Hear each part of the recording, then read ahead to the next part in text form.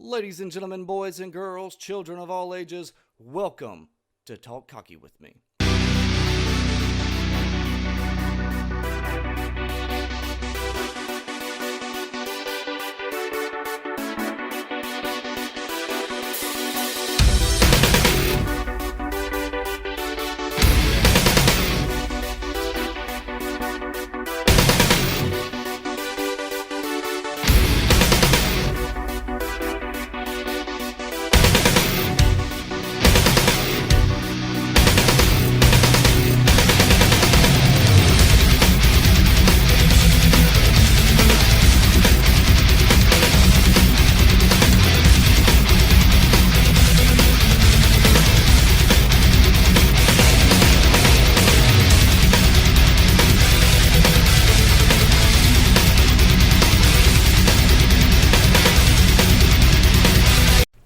Talk Cocky with Me is proudly sponsored by McCraw Media. McCraw Media is owned and operated by fellow Gamecock Sydney McCraw. Sydney has been a Gamecock fan since birth and grew up going to USC football games. She has a BSBA in marketing from High Point University and is at the forefront of social media marketing. Sydney has been working in the marketing industry for the past 4 years and decided to start her own agency. McCraw Media uses analytics to study your target market and industry and builds a personalized marketing plan to grow your business or brand faster than the competition. McCraw Media has 4 different plans of service. They provide strategic, tactical, operational, and a flex plan that allows them to be flexible for all. Contact McCraw Media today to see how they can help grow your business at mccrawmedia@gmail.com. That's MCCRAW media@gmail.com. or 803-517-2441. Mention Talk Cocky with me and get a free market breakdown included in your initial consultation. What's up, everybody, and welcome back. We have, once again, Rick is that way, and John down below. John is the newcomer. We were actually arguing just a minute ago whether this was Rick's second or third. I think his second. He swears his... I think his third. He thinks his second. And we've already established I cannot talk tonight. So good luck with this one. Yeah. John, say what's up to everybody. How's it going, everybody? Go Cox. This is my first time popping my cherry on a podcast. So here we go. That's the first Cox and Poppin' Cherry reference. Yeah, there we go. So I'm good for something. We're off to a good start. Yeah, just like every other episode. Before we do get going, I just gave y'all a sneak preview. So I will give everybody else a little sneak preview. I've posted it a few times. You can see it which way it's going to be in that corner of the new sponsor, Carolina Prints. We will be releasing our first shirts tomorrow, which will be today when you're listening to this, all 4 of you. Thanks, Mom and Dad. Y'all run our... Let's see. So here comes our first one. Sneak peek. That is our first design there. There's no place like home. It just kind of goes, with everything else that we got with the welcome home. Then we are doing, come on, switch to the next picture. Maybe it'll switch. There we go. The latitude and longitude, again, with Willie B outline. And then the simple, just Carolina, not the copyrighted script. Just for the record, nobody come after us. We're poor folk trying to make $1, so don't kill us. But that's the shameless plug. And then we'll get some of the Gamecock Eat shirts up as soon as we can as well. Great. But it's football season. And week 1 did not go as planned at all. That's a negative. That's a negative, Ghost Rider. What's your first thoughts on Saturday night? We don't have an hour. We do. Start with. Actually, to be honest with you, I think the rush defense was a little bit better than people assume. I mean, North Carolina rushed the ball almost 40 times. Which we knew they would. We knew. Yeah, we knew they would because they were going off of intel last year, and we couldn't stop the run for anything. But, 40 times for 168 yards. You take away the QB scramble. Yeah. And the one the one busted run that the running back ran for 29 yards, you're basically looking at less than 4 yards a carry, which is better than it was last year. So I mean, it just seemed like it was more because North Carolina moved up and down the field. But in the second half, there was a lot of adjustments and things like that. That one hit Debo had. Yeah. That was nice. That was nice. He came through a few, and that's been one of his strong suits is he's going to come through full speed ahead. Right. He's not the kind of guy that's going to sit back. We said 2 weeks ago when Jeff was on and we were talking about the linebackers and we were actually talking about Stone, and I made the comment, you always hear if you're going to make a mistake, make it quick. Debo was always that guy. Like he was going 100 miles an hour. If he whiffed, but he's going to get there. Right. He's not going to be on his heels. What about you, John? What'd you think on the? I guess we'll go with the running game since that's where we started off. First off, I'm not that guy, but I gotta admit, when I saw what helmets we were wearing, I was a little nervous. I wish we'd have went with either the traditional white ones or the black ones. But that aside, I don't dislike that helmet. I don't dislike that helmet just, with these uniforms. Yeah. It's weird. Like, why are you doing a throwback helmet? And I realize they're throwback jerseys, but it's, a 50s helmet with a 2000s jersey. Right. It just doesn't make sense. Right. So aside from that, it was very tough losing Emanawari on the first play, but I thought Kilgore, showed some good signs, and I think he was second in tackles. Most of and he's a freshman. Yeah, true freshman, and just like Nick was last year, so that's a good sign. I didn't watch and analyze everything, at the game, but it seemed like we were playing to stop the run and stop May from being able to run all over the place as much as we could. It seemed, we had a safety down close to the box. We had Stone in as a spy on a lot of plays. Yeah. And so I think going back to Rick's point, that helped out a lot. And then we were just going to trust our veteran corners, to cover well.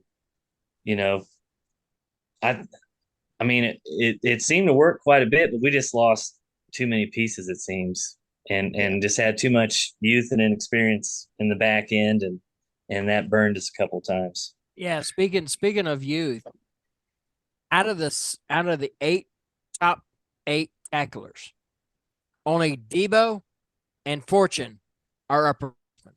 Wow. Yeah. Well, and that's the thing with this team. It is that we kind of have to remember too. It is a very young football team. Right. We had a lot of guys graduate, a couple guys transfer out or whatever, but especially in the defensive backfield. And hindsight 2020, I was kind of questioning Keenan Nelson getting the start. Again, we don't see practice. We don't see any of that. We don't know, what's going on. Maybe he shined. Maybe Spalding goofed off or whatever. We don't know. Simply experience. I tend to lean that way a little bit more because experience a lot of times can make up for a little bit of talent. Right. But of course, Kenny Nelson got beat on those two plays. Was the one a little bit of a push off potentially? But on the one pass play where they burned him, if you will, Coach White had actually made the comment that they ran the same exact play the play before, and he did the right fundamentals for that one. And then he said on the play where they beat him, he got on his heels, and that's when they got around him. And that's a youth thing. That's going to happen. Right. As far as the running game, I wasn't totally disappointed. One of the things that I noticed, because I actually rewatched it the other day, like I was telling you, I went through and picked every sack to try to figure out which guy got loose to make the play. How did that play break down? And one thing that I noticed with our D line that was really strange, they seemed as they went to engage with the offensive lineman, they just ran straight into them. And I don't know if we thought we could just run them over. Um, but they seem to just run straight into the guys, try to push them back, try to bull rush them. And again, maybe that's scheme, maybe that's the 4-2 scheme that we're trying to go with. Let Debo and Stone step up and make the plays. But then when I looked at the other side of the ball, when we had it, their guys are running schemes. Their guys are twisting. Their guys are, doing swim moves and these different techniques to get off the block, where ours just seem to run straight into them. And I'm not the line guy here. Usually Jeffrey Hopkins is the guy we'll pull in when we're going to analyze the line. Yeah. But that was just one of the things that I was kind of noticing as I was rewatching it was they were, doing all these stunts where it seemed like we just lined up, put a hat on a hat, and ran straight at them. Which, yeah. again, like I said, I'm not the line actually, guy, but it doesn't take a genius to kind of think that may be the wrong method. Yeah. Well, they probably were thinking of in terms of using the linebackers to clean up anything and having having the D line just engage the O line and take up blocks and stuff. And still kind of while we're on the defense too, I did want to note, and we said a little bit, Stone and Debo, they ended up having to play every single snap of that game. And I know Stone was even doing some special teams duties, and those two guys played their ass off. They did. Yeah, they did. We've been begging for linebacker play for years, and were they perfect? No. But the last pick, I believe it was, Stone was running spy on May. May broke the tackles, and Stone closed in on him. He threw it wildly, pick. That's exactly how you play that as a spy. But that's also a play that a lot of people aren't going to see. They're just going to see, May was scrambling, threw it up, whatever. Well, it was the effort by Stone that busted his ass to get down there, pressured May into throwing that pick. Right. And that's one thing I always try to do is, look away from the play that actually happened and see what created it. So props to the linebacking core. Once we get Pup up to speed, it's going to be, I think that's going to be a shining that's going to gold be a star for our defense. Yeah. We definitely have to figure out a way to get pressure on the QB though. I think it was more of a pressure versus trying to get to the quarterback and sack him. I think they were respecting May's legs enough that they were trying to disrupt him, but not necessarily sack him unless they could, they had time to. That's my thought anyway. He just seemed to have a lot of time to make decisions. Yeah, he did. Yeah. And he picked us apart. Let's call a spade a spade. I mean, the man threw for almost it was like 270 yards or something like that. And he had his way with us. Well, and that's one thing too. If you're going to give up those yards, where we really got hurt on a couple of drives, they got down to the 1 yard line, and one time we had 13 guys on the field, and none of them got set. They ran it in. Another time, got down the 1 yard line. We actually had 11 guys, but still didn't get set. And both of those plays were pretty big gaining plays. Now, North Carolina sprinted to the ball. And we had guys, they just jogging down. I'm going, you can see they're hurrying up. You got to get down to the ball because they're not going to wait on you. Right. That was one of the parts that, was pretty disappointing for me with the defenses. And again, there's some sense of urgency. Yeah, there's some youth, but also on the defensive line, we got to remember a lot of those guys were injured a lot last year. And even with the offensive line, gelling together and getting used to playing together plays a huge role too. Right. So, yes, Boogie is a really good defensive tackle, and yes, Tonk is really good, and Jordan Strahan and all those guys. Strahan was out last year. Boogie was injured a ton last year. who was the guy that just transferred in, and then Greer, all these guys that are coming in a little late, they're not used to playing with each other just yet. Yeah. To me, a lot of that up front on defense was a little bit of a perfect storm. Like you said, Rick, I'm not terribly upset with the running game. There was a few that I think we were going more for the hard hit instead of the tackle. Yeah. And there were a couple. I'm not saying by any means it was good. There were mistakes and missed tackles and things like that. But overall, except for those 2 busted plays, the run D was actually improved, not by leaps and bounds, but somewhat, from last year. And when because you were last year we gave last, up almost 5 yards a carry. Yeah. And I don't remember when their last score was, but I think for the most part, the defense played well enough to keep us in the game if we could have done stuff. Because, if we would have been able to move the ball on offense, that's less snaps for their offense. So they wouldn't have had as many opportunities to score. I think, I think for the most part, the defense played well enough that we could have been in the game and won the game. Yeah, and Rick will tell you, I'm that guy. We had the Eats Watch party last year, and the Arkansas game, like it was down to 2 minutes, and it was a 2-touchdown score or 2-touchdown game, and we were moving the ball, and I'm like, hey, there's still a chance. I'm that guy. Until clock hits 0, it's never not a chance. There's always a chance. Yeah, and that's the thing. Like, as bad as we played the entire game, we still were in that ball game pretty late. Yeah. And really all that would have taken is one really good drive. Offensive line kind of held up if they would have slowed down a hair. But they didn't really come out and beat us like a dog. The score ended up being, a little bit not as close as we'd have liked, but it really wasn't a game that you look back and you go, oh yeah, we had no chance in that game. Right. It was, fourth quarter, we're still in the ball game, and if we just stop screwing the pooch, we have a chance. But every single time, we what was it, the fourth quarter, we had at least second half, we had 3 red zone possessions, got 3 points.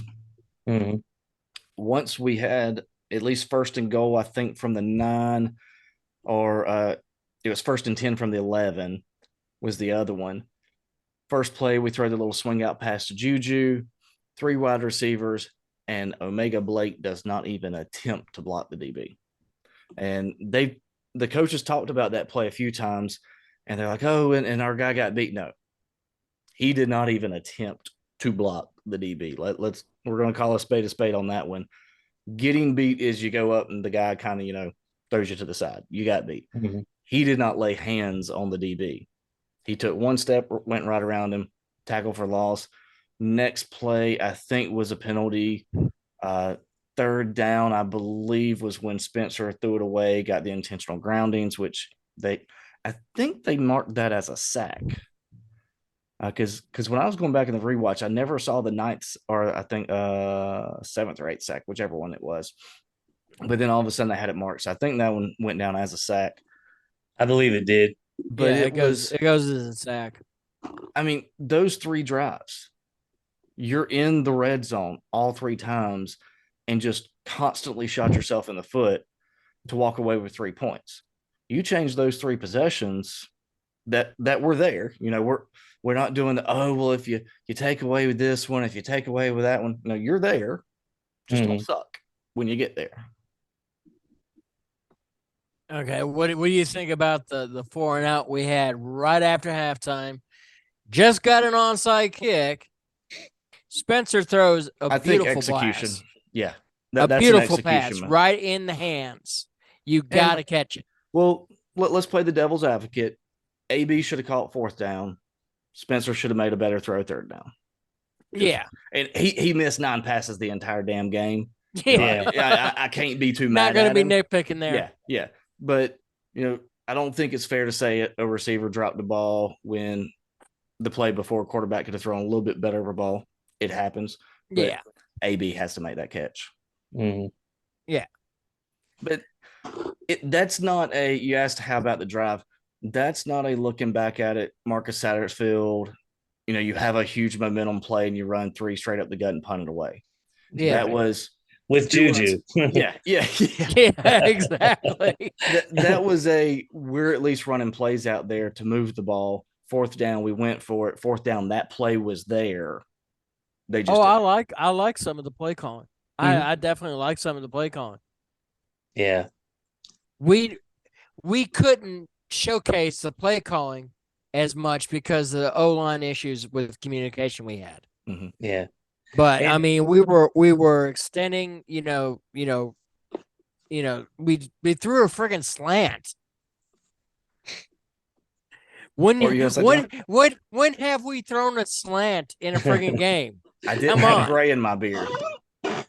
Yeah, I think it was tough. Grayson Maines was started at right tackle. We lost him on the 4th play. I've always been watching him since he was recruited just because of his attitude. Was that Maines or Case and Henry? I'm sorry. That's right. Henry. Case and Henry.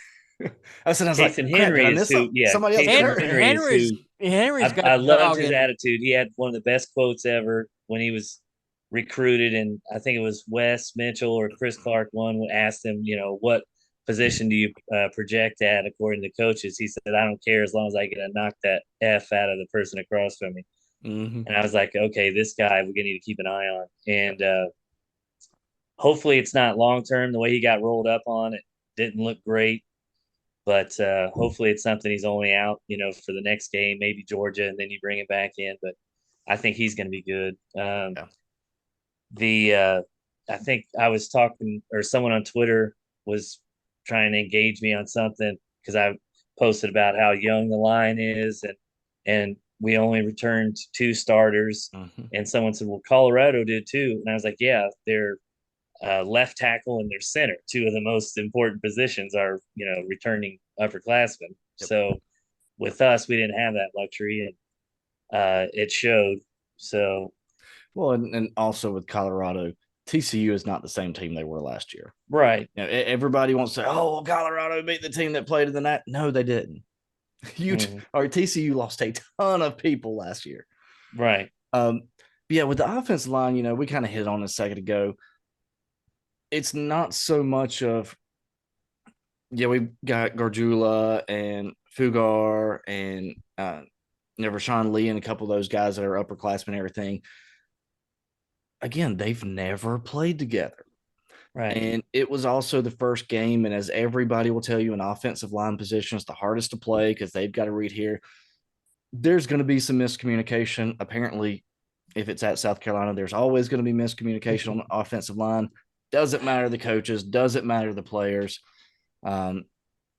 It's just because, and people always argue with that, the same exact offensive line that made Kevin Harris the number 1 rusher in the SEC in 2020 and an all SEC schedule was the same offensive line the next season when we couldn't run freaking 20 yards. So, right. Well, and anytime you bring in a left tackle from, where is he from? Western Carolina. Mm-hmm. Yeah. And he's your starter. I think that's something to be a little concerned about. Maybe if he was from a MAC school or something like that, but he's got the size. It's just you could tell he was a little slow, and some of that may be he's not quite sure what to do yet, and doesn't have the familiarity, and so hopefully he'll get quicker as the season moves on. But I mean, we definitely have a lot of horses behind him. It's just going to take time to develop these guys. And that's the thing that I think a lot of fans, myself included, may be a little, you're like, oh, we're supposed to have the Great Wall of Carolina. We keep seeing the post. We've got to remember, lot of those are recruits that aren't even here yet. Right. And then the others are freshmen.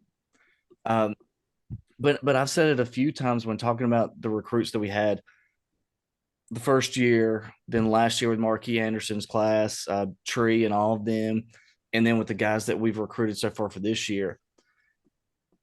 those guys that we're building this core offensive line with are aggressive. Mm-hmm. And every single time I've watched any of their highlight footage, those are guys that are running downfield looking for somebody to hit. Right. And, when they're going up and blocking guys, of course, it's high school guys, a little bit smaller.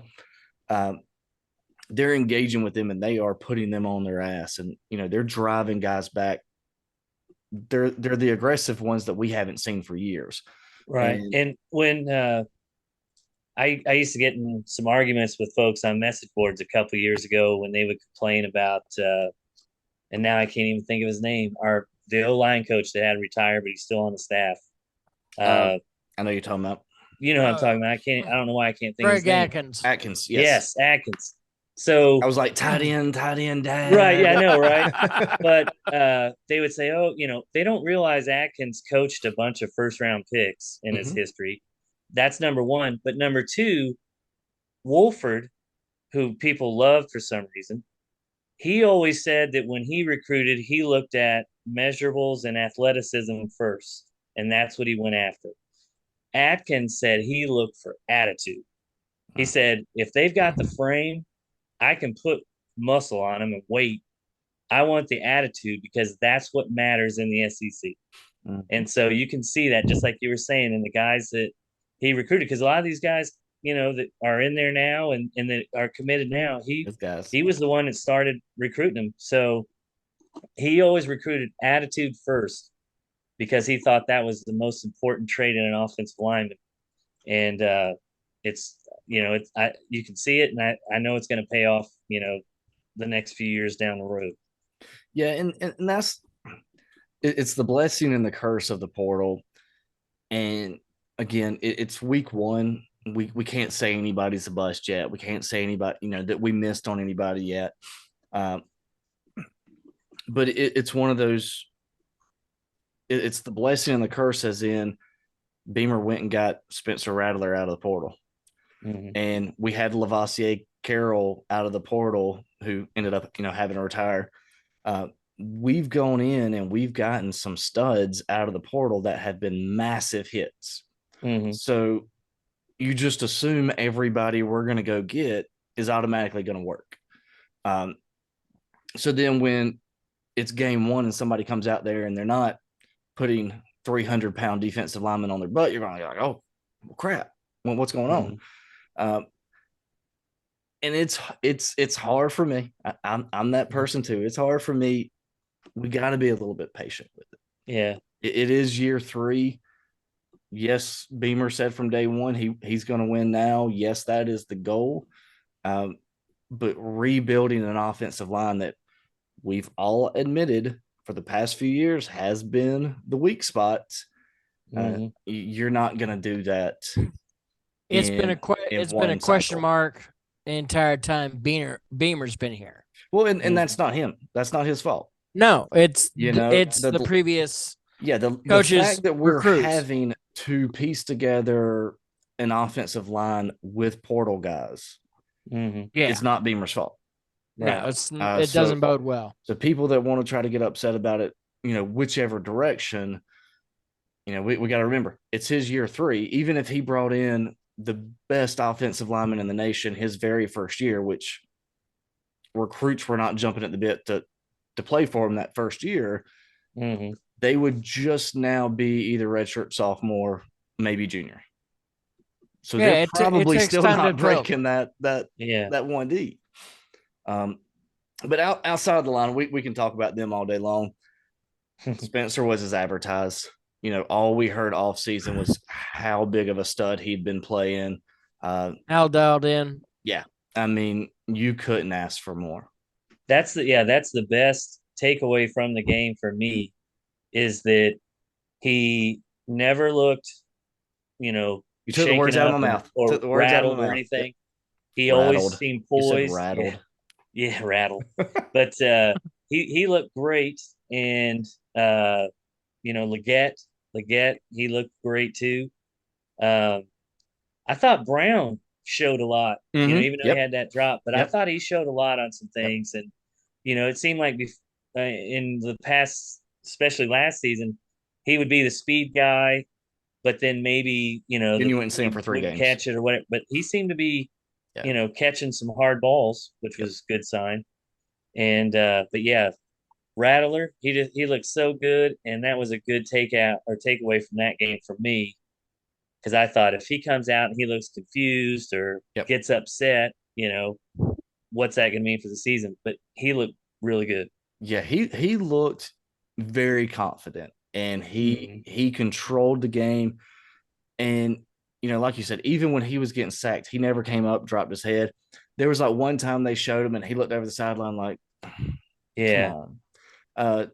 But you're gonna have a little bit of frustration, but you never saw his body language drop, as in, well, okay, we're done. I mean, he was there. He's like, let's go.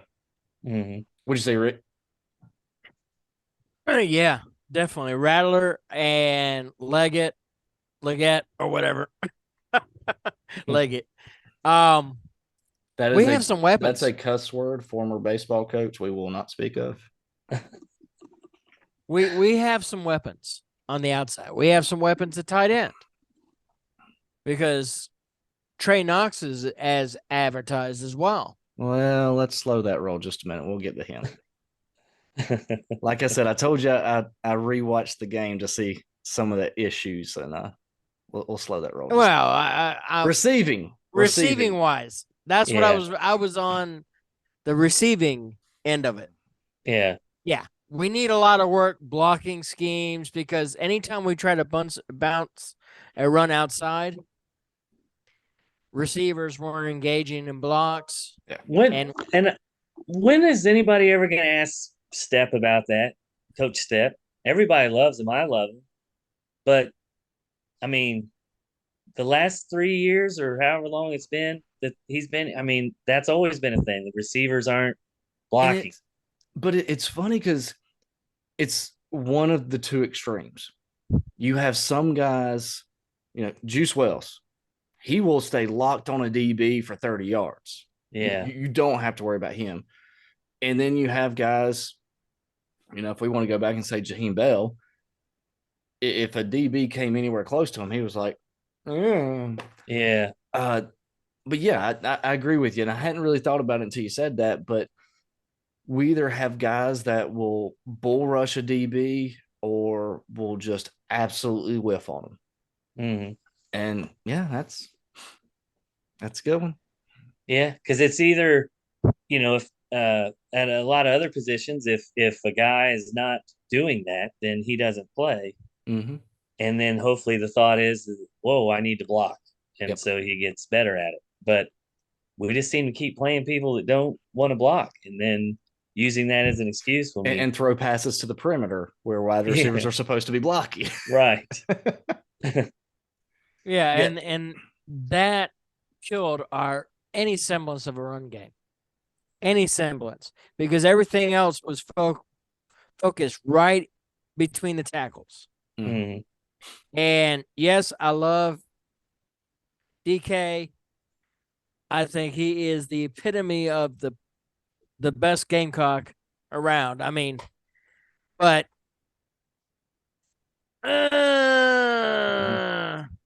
well, and that going was between the tackles, he's not an every down back. Well, and that was one thing that I was actually going to say too, is the DK and the Doty. Personally, I would rather see DK at wide receiver. I think him out in the open with the ball is a lot more dangerous than him behind center with ball. I understand why we had to move him to running back. That could go back to the portal discussion we were just having a minute ago. Again, with Lavasia, you can't foresee that. And then we had a couple of running backs that we were high in and picked other schools. But my thing with Doty out at wide receiver and even DK here is I feel like, and I hope I'm wrong. I absolutely hope I'm wrong with this. But I feel like both of those are these guys deserve to play.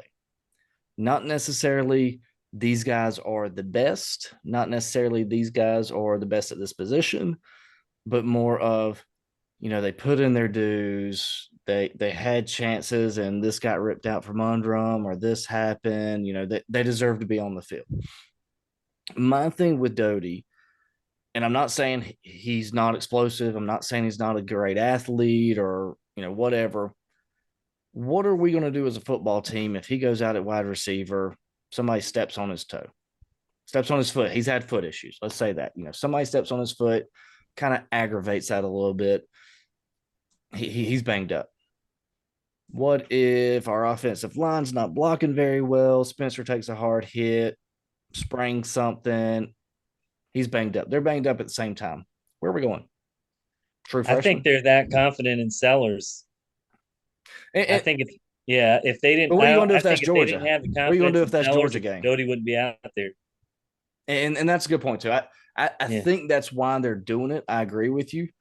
And like we said earlier, they see it in practice. We don't know what it really looks like, what they're going with.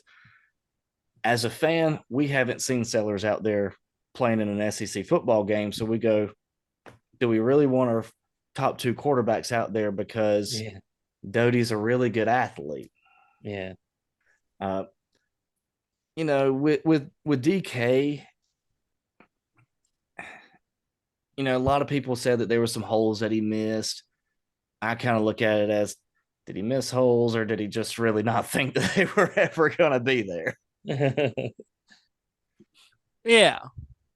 I mean, I honestly, I'm not sold out on the DK at running back idea yet. I personally would rather have him in slot. Just my personal opinion. I think that, and I'm a little biased because he went to the same high school my kids go to, and is actually from my neighborhood. But I think he'll be. I think he'll be fine. I think he'll finish the season a lot better than it started. Yeah. And like we were saying earlier, I believe that. That line gave nobody anything Saturday. Yeah. Right. And if he missed one hole, if he missed two holes, so be it. It happens. Like I said, I'm not too upset with that, but it's kind of, we already moved one guy to wide receiver. Why move him out of it to move another guy there when he's been playing there for 2 or 3 years? Yeah. Yeah. I agree with that. But sorry, I interrupted you. Keep going, John. No, I was just going to say, I think he may have put on, because he put on like 10 pounds. Mm-hmm. Oh, he's he may a beast. have put on he's just huge. a little bit too much. I did see some folks say that, maybe he's not as quick as he was before. But I think, he probably had was slowed down by thinking. Mm-hmm. And whereas he's when learning he's a new quarterback, position. most of his rushes were, designed, but a lot of it's just instinctively, okay, the defense did this, so I'm going here. Whereas runs, you've got to, you're supposed to hit a hole if it's there or not, right? And I think there's probably a little bit of that where he's thinking a little too much and not just going with it. Yeah. And I agree with you. I think DK is one of the best athletes we've ever had in the program. Yeah, definitely. This is not question. a DK hate spill by me. Definitely not by any stretch of the imagination. And how much of the issue was the O-line blocking? Honestly, I think it was a little of everything. It was a little bit of everything. We like to blame, and I say we in just as fans. you always, if a play doesn't work, it's always the offensive line's fault. If you see guys, closing on the quarterback or hitting a running back in the backfield, it's always the offensive line fault. And that was actually one of the things where I stopped you a little bit on Trey Knox. The very first drive, we tried to do the pass. Leggett didn't get it, tackled for a loss. And then we tried to hand it off to DK. The guy that tackled him for a loss came straight by Trey Knox. And Knox was in blocking. And it was a really weird play because Knox actually took a step back. And again, we don't know the call, don't know if that's how it was done, whatever. But he takes a step back or to the right. I don't remember which one it was. And the guy literally just cut right up under him. It was like he took a step back so the guy could cut under him, and he comes in and makes the play. And then there's actually a sack too that was on Knox.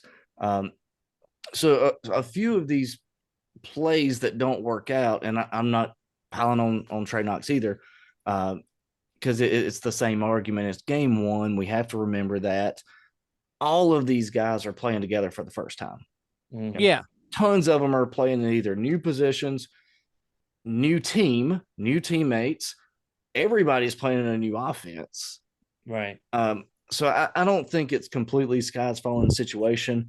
No, I don't either. But there was a couple plays too. I think one of the sacks, it was a DB came in off the side and nobody picked it up. Running backs lost a couple blocks that led to them. So I try to curb expectations. I don't, that's probably even the wrong phrase to say that. I don't know. But when people try to say, "Oh, well, the offensive line played terrible," they didn't play great, but neither did a lot of other guys on that offense. Yeah. Somebody talk. I feel like I rambled. Somebody go. No, definitely not. And that's, going back to when the game, was first played. They always say that, the best teams are when everybody does their role, perfectly together. Mm-hmm. And so, and if you just have one that isn't, it can blow up the whole play. And so if you have two or three that maybe missed an assignment, you're going to have what we had last Saturday. Yeah. And it just kind of compounds. And like you said, a lot of people blame the line for it, but there's a lot of pieces to that. Maybe there was like with Knox, maybe there was a change of play or whatever, and he didn't hit it or whatever. So, hopefully that's why a lot of teams like to start against Wofford or somebody week one and not, UNC or whoever else. But. And that's the thing with, of course, these schedules are made years in advance. And that was a perfect storm. That was a terrible setup for us because we had so many new pieces in so many positions where North Carolina has a lot of guys, their defense was whatever it was last year, but a lot of those defensive linemen were out injured, but they were there. They were all playing together and everything.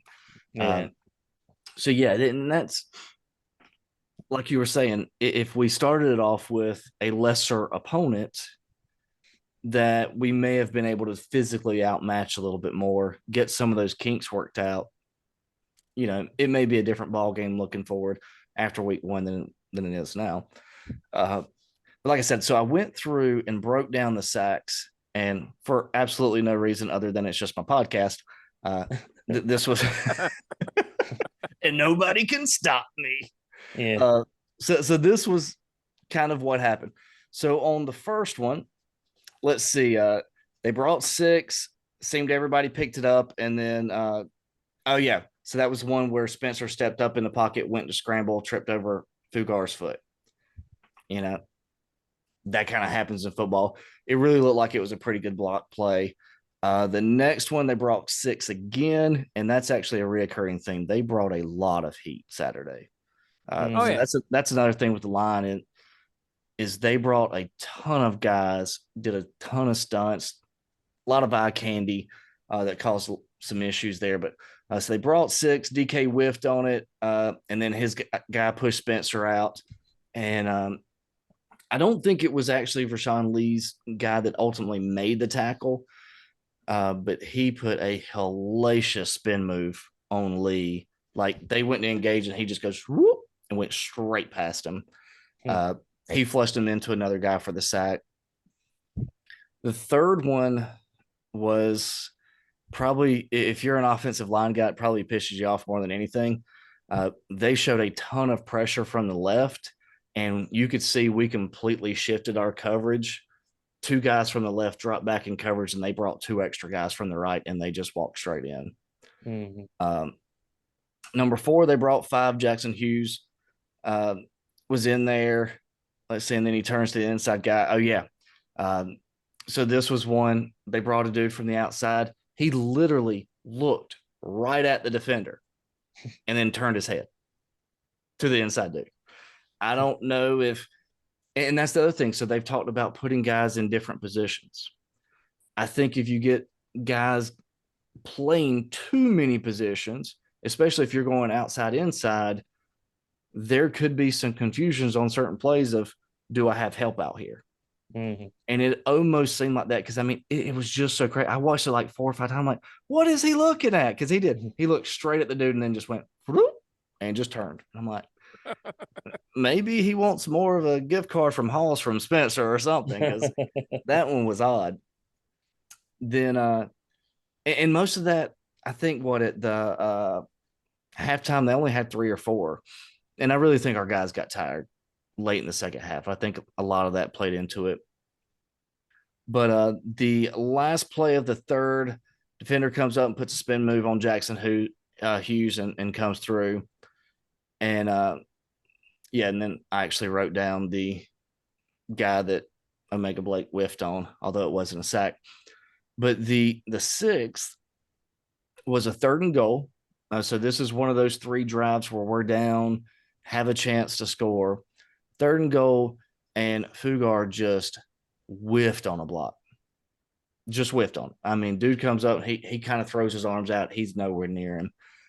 It was probably one of the ugliest, to be honest. The 7th was the intentional grounding play. 8th was 1st and 10 from the 11. You know, again, like we were saying, these are plays you can't have. Right. You know, we're down there, a chance to come back to the ball game. You get some momentum. There's no telling what can happen.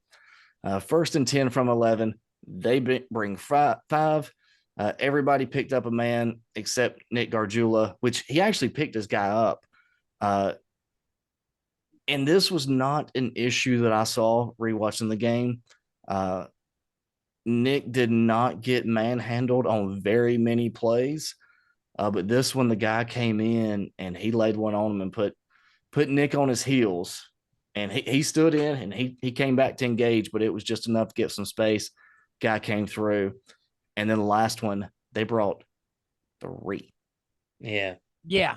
So they were bringing 6 and 5 and everything else. And again, you can make an excuse for those and say, well, they brought the house.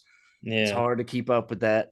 Loaded the box. 3 guys, no disguise, 3 guys, Fugar and Gargiulo. Pat on my back for getting both of those names correctly. They double teamed this dude. And he still got loose and made the sack.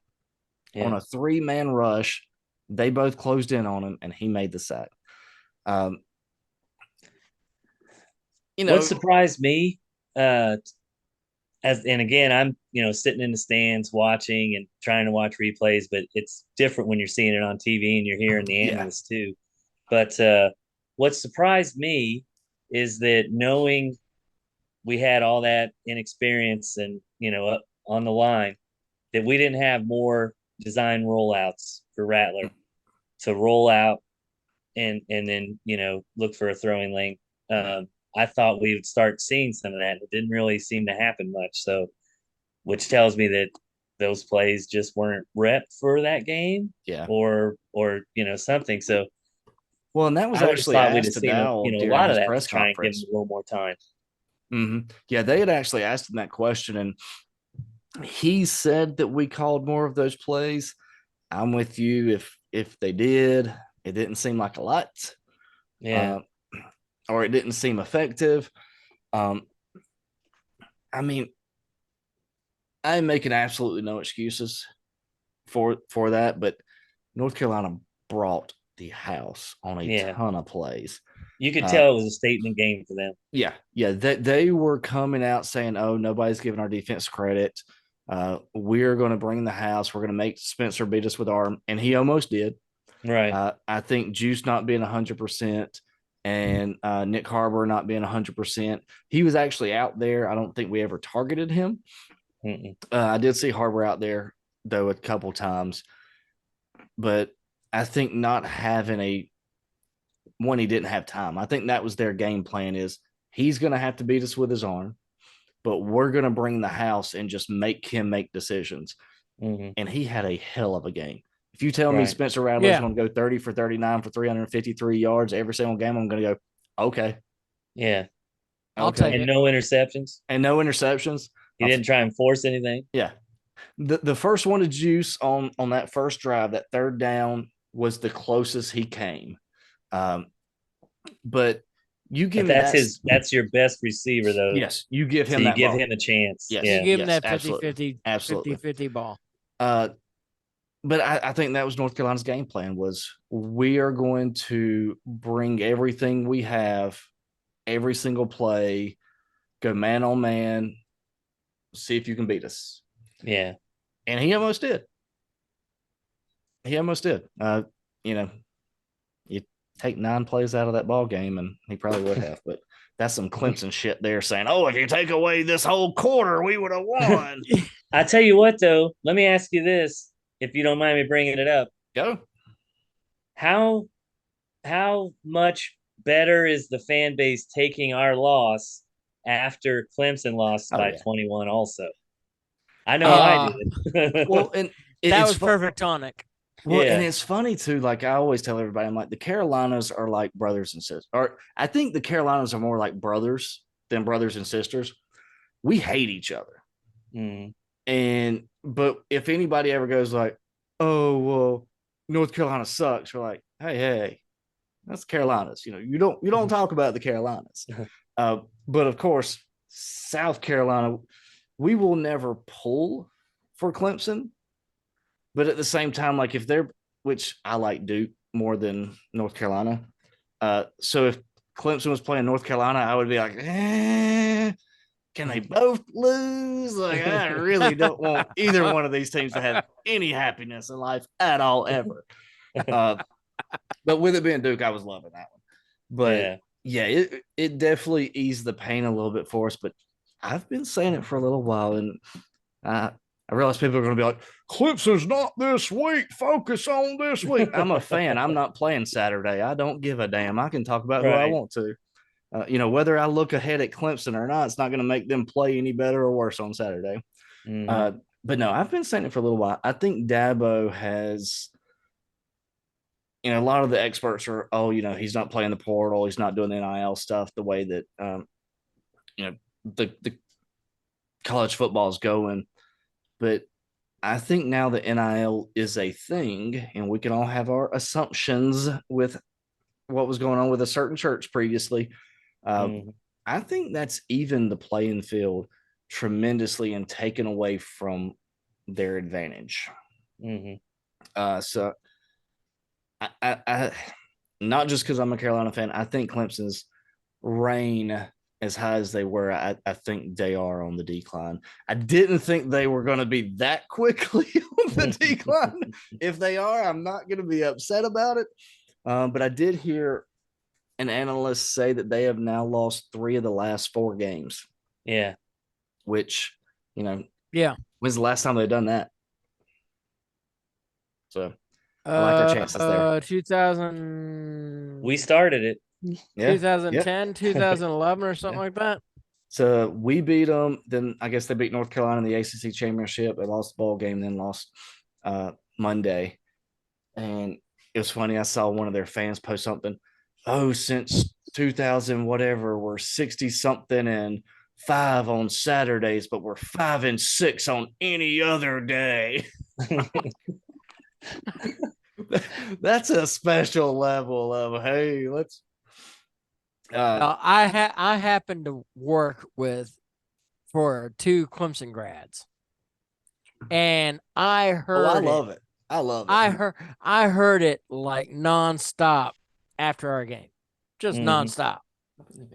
And I mean, they were texting me. They were blowing up my phone. They were like a conference call. I was like, man, I don't need this. And all I said was agreed. Because they were pointing out the O-line and everything, and it's like, okay, they were talking smack and everything like this, and come Monday they lose by 21. And I'm like, oh, now you didn't have to make the Jimmy Buffett reference. Do you even know what you said? My wife is a Jimmy Buffett fiend, so I know you said come Monday. So Yeah. now I can't get Monday. It'll be on. Maybe that was it. Maybe Jimmy Buffett was saying, Gamecock fans, come Monday, it'll be all right because Clemson's going There to you go. lose. Yeah. Boom. My wife's going to be happy with me, although she's never going to listen to this. She's in the background of all the Gamecock Eats cooks, but other than that, she does nothing. So we'll wrap this up real quick here in a second, but concerns going forward, mine's injuries. Yeah. You know, it obviously we had some injuries coming into the game. Juice, Nick, a couple of those guys. Beamer is the world's worst or the world's best at disguising those. Oh yeah, he's 100%. He's playing, and then Juice is out there for 3 plays. Then he'll do this guy's out for this week and should be back soon, and then he's out for the whole season. Yeah, well, I mean, there's also HIPAA. Well, yeah. Well, no, I'm not saying drop information and stuff, and I get it. It's also a competitive advantage to not give too much into it. Yeah. Hopefully, Juice and Nick are not huge injuries. Hopefully, Case and Henry is not too severe of an injury. But we saw Nicky Miware. We saw David Spalding. Multiple guys holding hamstrings Saturday. Yeah. And that to me is a massive concern. Which we haven't really had a problem with in the last couple of years. Muschamp had tons of injuries on his team. Yeah, if I heard soft tissue during I hated hearing that by Muschamp. But that, and a hamstring is one of those you can kind of we're all a little bit older. We know you can get up and be like, oh, there it is, and like the next day you're fine. Then you can have one, you got to work it out for a couple of days. I'm afraid, and I am going to knock on wood on this. Nick looked hurt. Nick looked really hurt. And when he came out that first possession and he was pissed and he was on the bike and you could see he's wanting to sling stuff. And I looked at my wife, I was like, he done. Mm-hmm. Maybe not, not for the year or whatever. I was like, he's done for the game. And then he came out the next series and they ran a play and he literally hopped on one leg and I'm sitting there screaming bloody murder. Somebody freaking look at him and get him. And that was not the words I used. Yeah. I'm like, somebody get him out of this freaking game before he rips that hamstring off his leg. And nobody did. Luckily, he fell. I mean, the kid had to fall on the ground and he's literally hopping on one leg and we couldn't get a sub in there for him. And I know there's the rules if offensive players don't come off. Maybe it was, I wasn't looking at all that crap. But he had to fall on the ground. And then that was the last we saw of him. That one worries me tremendously. But the fact that we had multiple guys grabbing hamstrings on a night that was not very hot, we couldn't say it's cramps and stuff like that. That's worrisome for me. Yeah, I agree with that. Well, y'all pick your own. What's your concern? What's your concerns going forward? My biggest concern probably is pass rushers on defense. Because I think the back end we'll get some kind of combination that works. We have, the last couple of seasons, they found something that works. And so I think that'll be fine. But the pass rush is a concern. And then on offense, I would say probably more so than our ability to block, because you can kind of scheme around that weakness. But if we can't run the ball, it's going to be a long season. Yeah. My biggest concerns, I'm not so worried about the defensive line rush, because I think by design they more were engaging the offensive line to let the linebackers come up and clean up things. And because of respecting Drake May's ability to run and scramble and everything like that. However, they need to improve. And that's the beauty of this being the first game. Unfortunately, it was on national TV, big center stage. We should have played Furman first game, North Carolina second game. I don't know if we should have played Furman first game either. I got a stat for that. Well, we're about to get there. Okay. Basically, I feel that the most improvement is done between week 1 and week 2. Mm-hmm. And you could tell most of the O-line issues were communication, where one guy was going one way and the other guy was going another way, and that sort of thing. So, we've got 3 new starters out of 5 that have never played with these guys except for. Well, and technically the other 2 are in new positions. So, yeah. Basically, you're looking at a patchwork offensive line that hasn't played a whole lot of football with lights on together. Mm-hmm. So there are going to be miscues. There are going to be miscommunications. It was just exemplified. It was exacerbated because North Carolina made a statement by rushing 5, 6, 7 guys in the box. They were bringing the house. They were bringing the house most of the time. And just basically, hat on a hat, and then there were guys running free. Where a running back didn't pick up, or a tight end didn't pick up, or the receiver didn't pick up. Those kind of things. Yep. I don't think it is necessarily an issue right now, game 1. Now, after 4 or 5 games, if we're still having the same issues, then it's an issue. Then it's no longer just communication.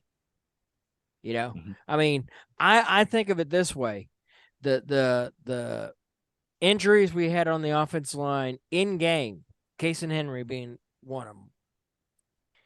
You have Tyshawn Wanamaker replace him. And he actually did really well. And he did really well, considering.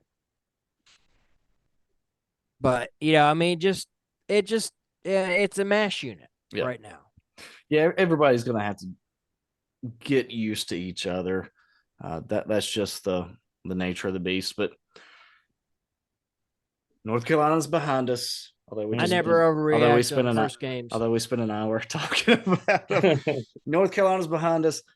So this Saturday, the first home opener of the season is Furman. Before we get to the game, we have to bring in Mitch with the weather forecast.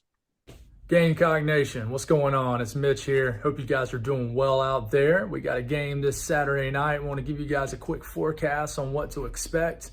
Unfortunately, we do have a chance of rain, showers, and storms. You've probably seen that in your 7-day forecast. It is true. We're probably going to have to deal with some downpours, some storms around, but that does not mean that it's going to happen right at kickoff. But there will be a chance of some showers and storms. I would bring a raincoat. It's definitely not going to be the same air mass that we dealt with last weekend in Charlotte, where it's no humidity, it's nice and crisp in the morning. It's probably going to be muggy, it's going to be warm. High is going to probably be in the upper 80s for tailgating, and then by the time we get to game time, it'll probably be in the mid to low 80s. If we're dealing with some rain, a little bit cooler, but it's still going to be humid. Definitely going to be sweating a little bit out there, but hopefully if we do get some rain, it'll be early in the afternoon. But if it does rain mid-afternoon, don't freak out. In fact, it would probably be a good thing if we can get the rain out the way around mid-afternoon. By the time it's game time, air mass stabilizes and we're good to go. So hopefully we'll reel this one in and we're going to get a big win. Going to win by 2 or 3, 4, 5, 8 touchdowns. Go Gamecock. So appreciate that one, Mitch. Rhett is joining for the Furman breakdown. And I guess if we win Saturday, he's going to have to be on all the breakdowns, huh? Are you not going to look up? Maybe you're not going to look up. Start a trend. So he had his surgery Friday, so just a little bit of mass. He's fine. He had it removed and all good, but he is definitely soaking it up. I realize with Clemson, everybody, especially up here in the upstate, Clemson's so close, it means so much. Furman is literally 15 minutes from my house. So this is one of those. If we lose this game, I probably cannot wear Carolina anything for the rest of the year. Yeah. I this is one of those games that Furman is very talented, and everything that we just said caused issues for us Saturday is the opposite for them. So they don't have a mismatch of guys playing together. They don't have a bunch of young freshmen playing in the defensive backfield. They don't have first year guys here, and they don't have, people that's never done this there. They have a very, very seasoned team that is now number 3 in the country in FCS. So we've seen Carolina fans. We have seen guys come into Williams-Brice Stadium that they're just FCS, and we have left very unhappily before. So, Rick, you said you had some stats. Let's hear them.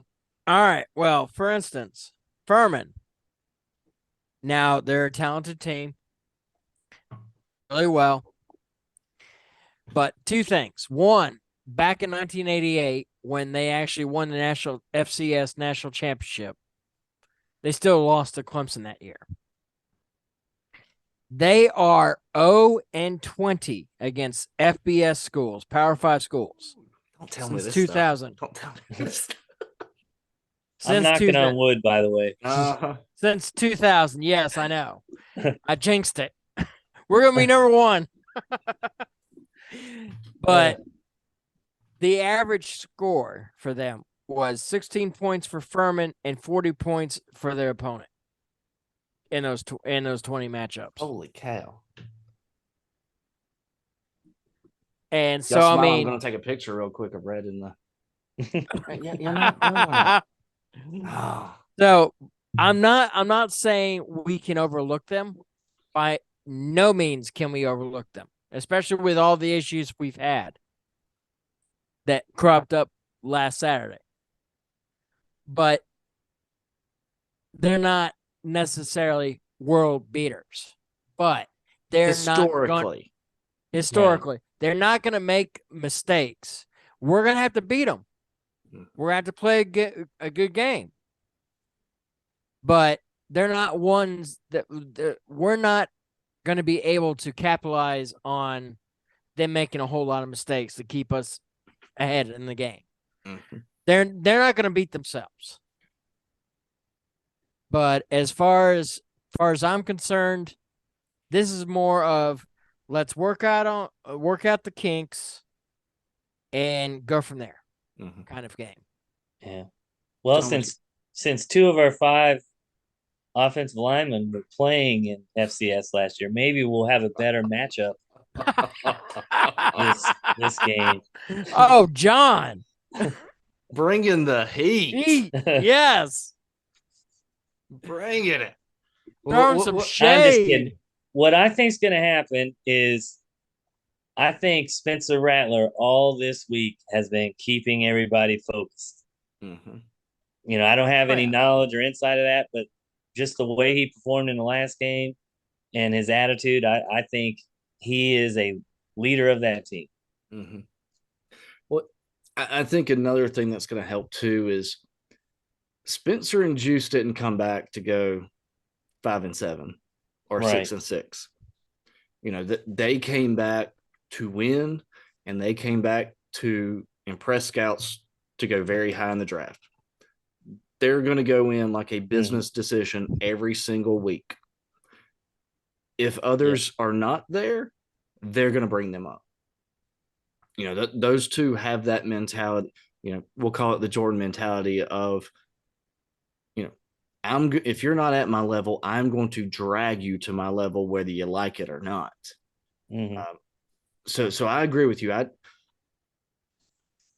Furman is a really, really, really good team, and I really don't expect this to be some huge blowout. I'm not expecting 50 points like we did against Charlotte and NC State last year. No. But this should be a game where we look in and we go, okay, maybe the offensive line still has some kinks, but they're 350 pounds. Right. And Furman's, I don't know what they are, but their defensive linemen are not going to be 350 pounds.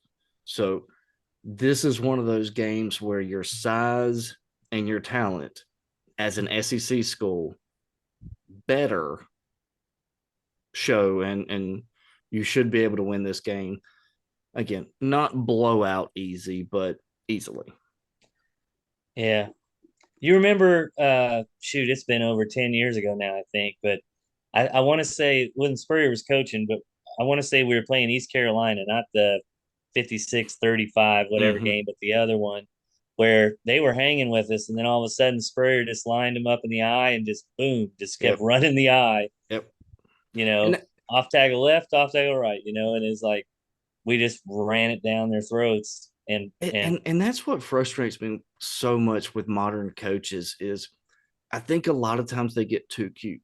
How many times, even Saturday, 3rd and 1, 4th and 1, we're in shotgun mode.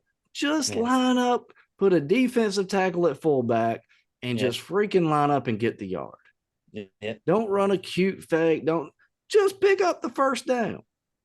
It's worked for 100 years. I mean, but yeah, so I'm with y'all. I think this should be one we should be able to take again easily, but not too easily. We should be able to show up and say, hey, we are the bigger, more talented team. So that's where we are. Hopefully we right this ship Saturday. I think we do. The next week will be the did we right the ship enough game. It's clearly, now looking at all the other games that's played, it is clearly the toughest schedule on the game on the schedule, like we all thought before the season started.